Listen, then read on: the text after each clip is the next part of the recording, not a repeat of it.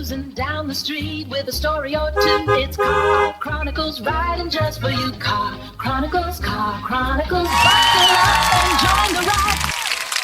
All right, guys, welcome to Car Chronicles. So, you ever had somebody like lie or manipulate you to get you to come to church? I mean, I had to do it that way, but yet they represent Jesus? No, they don't. They represent the devil. You understand what I'm saying? Because one thing about Jesus, if you know him, you know he don't have to use the tools of the enemy to get you to do nothing. He uses love. But I had to do this, and we had to do this to pull him in. You ain't got to do nothing. He's the truth, the way, and the light. See, that's about you.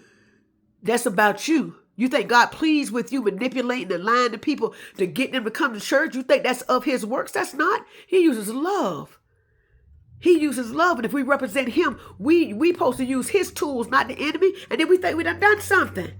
We think we done something. I had to do. You ain't have to do nothing. You ain't have to do nothing. You represent the man. We represent the man. If you say you represent that man, the man that rose on the third day with all power, the man that told Lazarus to come forth that he'd been staying for 4 days in that grave, you represent him with the enemy's tools. He don't even use the enemy's tools, and we are of him. So therefore, we don't have to use the enemy's tools either. So how you brag about I got them to come to church based on some manipulation, based on hounding them, based on trying to make them feel bad, based on lying? That stuff belongs to the devil that you use. And you think God said, oh, that's a good job? He ain't saying that. Who told you that?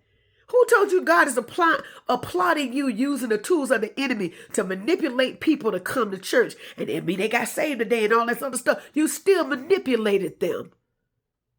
Some people say, well, I got to do. No, you ain't got to do what you got to do. You do what he did. Use love. Walk in love. That's how you do that. You plant the seed. And that individual makes a decision to come or not. He might not even go your church. He or she might not go there. They might go somewhere else and get saved, or whatever the case may be. But we are supposed to be using, we're representing the kingdom. So the tools, we use the tools that represent him.